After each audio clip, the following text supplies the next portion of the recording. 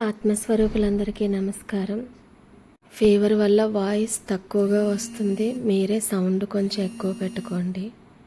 మనం చాలాసార్లు చెప్పుకున్నట్లు భౌతిక జీవితం వేరు, ఆధ్యాత్మిక జీవితం వేరు కాదు. భౌతికంగా మనం జీవించే ప్రతి నిమిషము ఆధ్యాత్మిక జీవితాన్ని ప్రభావితం చేస్తుంది. ఆధ్యాత్మికమైన ప్రతి జ్ఞానము భౌతిక జీవితాన్ని ఎంతో మెరుగుగా మనకి సామర్థ్యాన్ని ఇస్తుంది. విషయం మనకి అర్థం కావాలి అంటే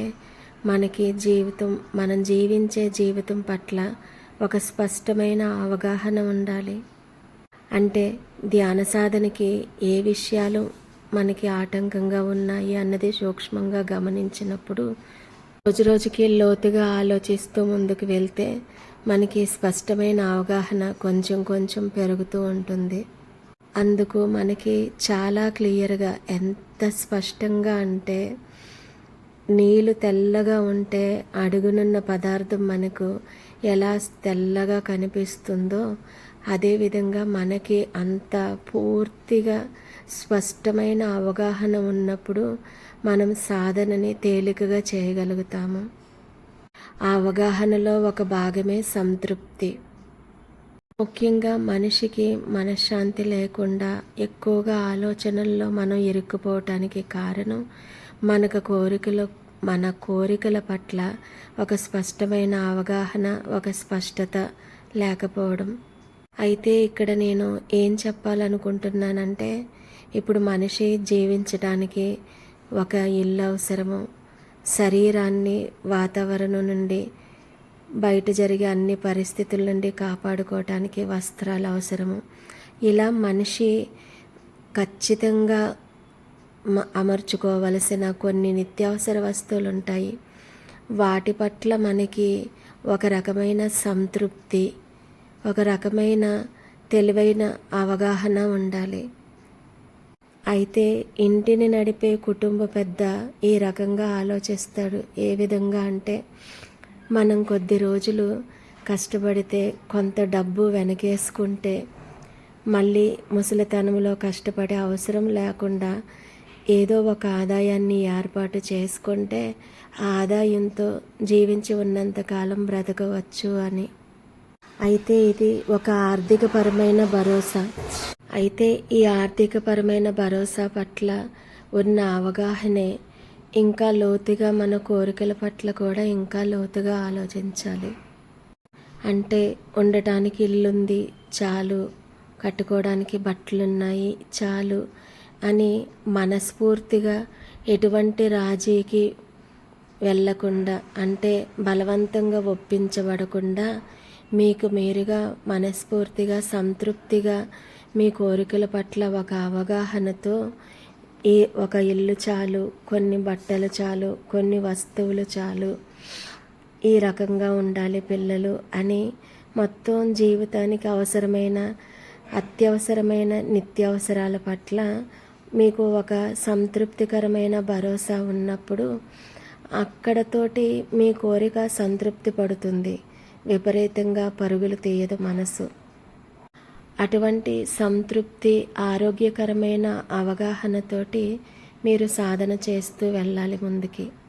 ఇంత ప్రత్యేకించి విషయం గురించి ఎందుకు మాట్లాడుతున్నానంటే, ఇక్కడ మనం జాగ్రత్తగా గమనించినట్లయితే రోజు రోజుకి, క్షణం క్షణానికి మనసు మారిపోతూ ఉంటుంది. ఎంతో ఇంద్రియ నిగ్రహం ఉండి, ఎంతో జ్ఞానం ఉండి ఏది శాశ్వతం కాదు. ఈ భూమి మీద ఉన్న ప్రతి మనిషి కూడా మహారాజులు, ఎంతో గొప్ప వైభవంతో కీర్తించబడినటువంటి రాజులు కూడా ఏమీ పట్టుకెళ్లకుండా ఖాళీ చేతులతో మరణిస్తున్నారు. వాళ్ళకు కూడా ఈ జ్ఞానం మాత్రమే వస్తుంది, మోక్షం మాత్రమే ముఖ్యమైనది అన్న దృఢమైన నిశ్చయంతో, కోరికల పట్ల వెంపర్లాట లేకుండా ఒక స్పష్టమైన అవగాహనతో ఉన్న మనిషి మాత్రమే సంతృప్తిగా జీవించగలుగుతాడు. ఎప్పుడైతే మీ మనసు సంతృప్తిగా ఉంటుందో అప్పుడు మీ మనసు చాలా ప్రశాంతంగా సాధన చేయగలుగుతుంది. ఇది చాలా ముఖ్యమైన విషయం. ఎందుకు ఇంతగా దీనిని వివరించవలసి వస్తుందంటే, ఉదాహరణకి ఈరోజు వరలక్ష్మీ వ్రతము పూజ, అందరూ చేసుకొని ఉంటారు కదా. అయితే 10 సంవత్సరాల క్రితం, 15 సంవత్సరాల క్రితం మన భారతదేశంలో వరలక్ష్మి వ్రతం ఏ విధంగా చేసుకునే వాళ్ళం, ఈరోజు ఏ రకంగా చేసుకుంటున్నాము, ఆడంబరము, అలంకరణ ఇవన్నీ కంపేర్ చేసుకొని చూడండి. ఎంత సాత్వికంగా, చాలా సింపుల్గా, ప్రశాంతంగా చేసుకునే పూజలన్నీ ఈరోజు ఎంతగా ఒకరినొకరు పోల్చుకుంటూ, అసలు ప్రతిదీ కూడా చాలా భయంకరమైన పోలికతో జరుగుతుంది ఈరోజు. భక్తితో ఏమాత్రమూ జరగటం లేదు. లేకపోతే ఇంత అలంకరణ, ఇంత ఆడంబరము అవసరం ఉండదు కదా పూజకి. ఏ వ్యక్తి అనుకుంటున్నాడు వరలక్ష్మి వ్రతం అంటే ఏమిటి, తనలో ఉన్న అమ్మవారిని ఏ విధంగా జాగృతిలోకి తీసుకురావాలి అని, తనని తాను జాగృతి పరుచుకోవాలని. అలా అసలు పూజే జరగటం లేదు కదా. అలాగా ఎంత సంతృప్తిగా జీవిస్తున్న మనిషి ఉన్నప్పటికీ కూడా పక్కనున్న సమాజం తనని ఎంతో ఇన్ఫ్లుయెన్స్ చేస్తూ ఉంటుంది. ప్రతి నిమిషము, ప్రతి సెకండు గొప్ప గొప్ప రాజులు సైతము శాశ్వతంగా ఈ భూమి మీద లేరు అని ప్రతి ఆధ్యాత్మిక జ్ఞానాన్ని మననం చేసుకుంటూ ఇంద్రియ నిగ్రహంతో కోరికలను అదుపులో ఉంచుకుంటూ ఆడంబరానికి కాకుండా ఆత్మకి ప్రాధాన్యత ఇస్తూ జీవించటము అంటే సామాన్యమైన విషయం కాదు కదా. మనం ఎంత దృఢంగా సాధన చేస్తున్నప్పటికీ కూడా చుట్టూ ఉన్న సమాజము ఎంతో ప్రభావం చేస్తుంది. ఫన్నీగా ఉండొచ్చు. మీకు ఒక ఉదాహరణ చెప్తాను. ఈరోజు మేము కొత్తగా ఒక అపార్ట్మెంట్లో ఉంటున్నాము. అపార్ట్మెంట్లో వాయినం ఇవ్వటానికి పిలుస్తారు అమ్మవారికి. అక్కడ అమ్మవారు చుట్టూరా కూడా నోట్ల కట్టెలు, డబ్బుల కట్టెలతోటి అలంకరణలు చేసి వాళ్ళ స్తోమత కొద్దీ చాలా ఘనంగా కొన్ని తాంబూలం ఇచ్చే ప్లేటుతో సైతము అన్ని రకాల గిఫ్ట్లతోటి ఆడంబరంగా వాళ్ళు ఒక వాయినం ఇచ్చి అదే వాయినాన్ని తిరిగి మళ్ళీ వెంటనే ఎక్స్పెక్ట్ చేస్తున్నారు. మీరు పూజ చేయలేదా, మీరు వాయినం ఇవ్వరా అని. వాళ్ళు వాయినం ఇచ్చి 5 నిమిషాలకే అడుగుతున్నారు నన్ను తిరిగి. నేను మనసులో చాలా నవ్వుకున్నాను. అసలు నేను ధ్యానం చేస్తానని కానీ, ఈ స్పిరిచువల్ లైబ్రరీ అనే ఒక ఛానల్ ఉందని కానీ ఏమీ మా అపార్ట్మెంట్లో ఒక్క మనిషికి కూడా తెలియదు. అక్కడ మాట్లాడుకునేది కూడా ఆ తాంబూలంలో పెట్టిన వస్తువులు, ఆడంబరాలు, వాళ్ళు ఎంతమందికి ఇస్తున్నారు, మళ్ళీ వాళ్ళకి తిరిగి అవన్నీ వస్తున్నాయా లేదా అన్న క్యాలిక్యులేషన్స్, అవన్నీ కూడా. మనం జీవిస్తున్న ప్రతి నిమిషం ఆధ్యాత్మికంగా మనల్ని ముందుకు తీసుకెళ్ళాలి. ఆధ్యాత్మిక జ్ఞానం అంతా భౌతిక జీవితంలో ధైర్యాన్ని నింపాలి. ఇలాంటివన్నీ కూడా కేవలం ఈ స్పీచ్లకి, పుస్తకాలకి, పురాణాలకి మాత్రమే పరిమితం అయిపోయాయి. కాబట్టి పదే పదే మనం వీటి గురించి మాట్లాడుకోవాల్సి వస్తుంది. ఇలాంటి సమాజంలో మనం ఎంతో ధైర్యంగా వీటిని ఎదుర్కోవాలి అని అంటే మనకి ఒక స్పష్టత, దానికన్నా ముఖ్యంగా సంతృప్తి ఉండాలి. మనం మన పిల్లల్ని స్కూల్లో జాయిన్ చేస్తాం కదా. 1 సంవత్సరం పాటు పిల్లడు స్కూల్కి వెళ్ళి ఒక అక్షరం కూడా నేర్చుకోకపోతే మనకి ఎంత బాధ కలుగుతుంది. సమయం అంతా వృధా అయిపోయింది, వాడి ఏజ్ 1 year 12 months వేస్ట్ అయిపోయాయని బాధపడతాం కదా. అలాంటిది మనం భూమి మీద పుట్టినప్పటి నుండి ఇప్పటి వరకు ఎన్ని వరలక్ష్మి వ్రతాలు, ఎన్ని వినాయక చవితులు చేసుకున్నాం కదా. అయితే ఎన్ని గుణాలని విడిచిపెట్టాము, ఎన్ని మంచి విషయాలని తెలుసుకున్నాము. మనసా వాచా కర్మణ త్రికరణ శుద్ధిగా మనస్ఫూర్తిగా దానిని నువ్వు జీవితంలో అనుభవంలో పెడుతున్నావా అన్నది ప్రశ్న వేసుకుంటే, పిల్లాడికి 1 సంవత్సరం వృధా అయ్యిందని బాధపడుతున్నాం కానీ రోజు రోజుకి తరిగిపోతున్న మన ఆయుష్ విషయంలో బాధ కలగట్లేదు. ఎంత పూజలు, ఎంత ఆడంబరము.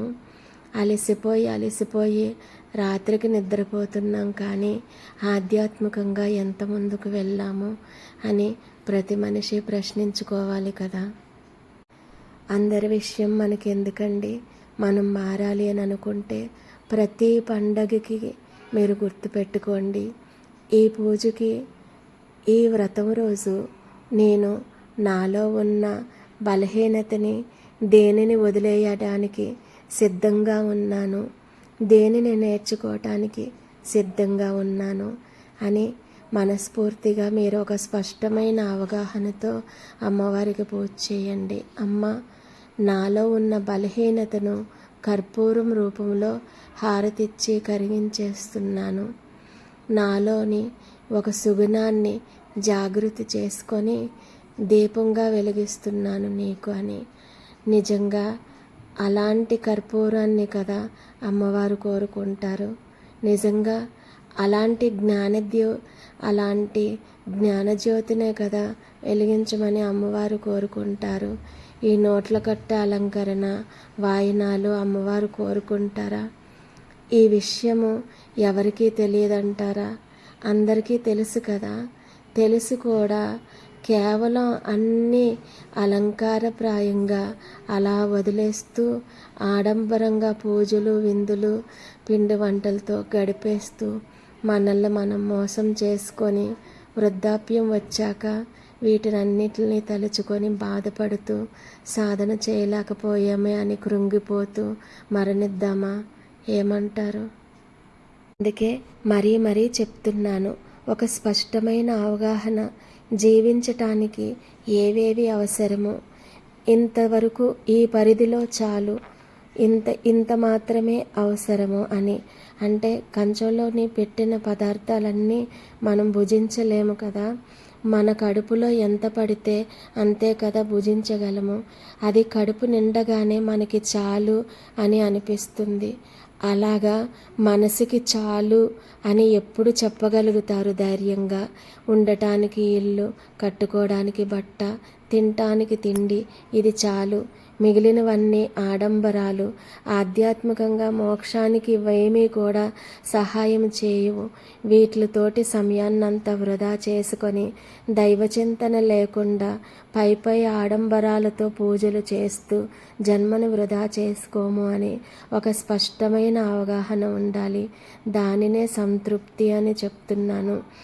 ఎంత జీవించటానికి అవసరమో అంతవరకే నాకు ఇవి కావాలి అని ప్రతి విషయంలో కూడా ది ఎండ్ అని శుభం కార్డు వేసినట్టు ఒక గీతను గీసి దాని ప్రకారంగా మీ కోరికకు ఫుల్ స్టాప్ పెట్టండి.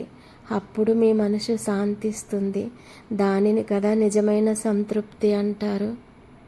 ఇలా మీ ప్రతి కోరికను కూడా లోతుగా ఆలోచిస్తూ దానికి సంతృప్తి అనే ముగింపు గీతను మీరు గీయగలిగితే మీరు చేసే ప్రతి పని సాధన అవుతుంది.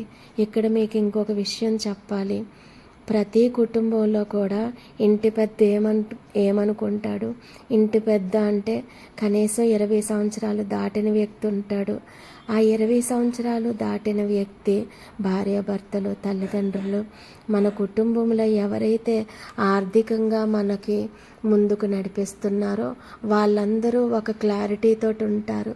ఏంటి, జీవితాంతము మనం కష్టపడకూడదు, కొంతకాలం కష్టపడి తర్వాత విశ్రాంతి తీసుకుందాము అని. ఇదే సూత్రాన్ని మీకు నేను ఆధ్యాత్మికంగా ఎక్స్ప్లెయిన్ చేయాలనుకుంటున్నాను ఈరోజు.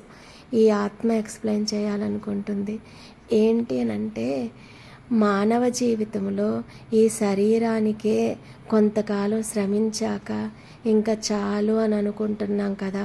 చేసిన పనినే చచ్చిపోయే వరకు, ముసలయ్యే వరకు చేయలేము కదా.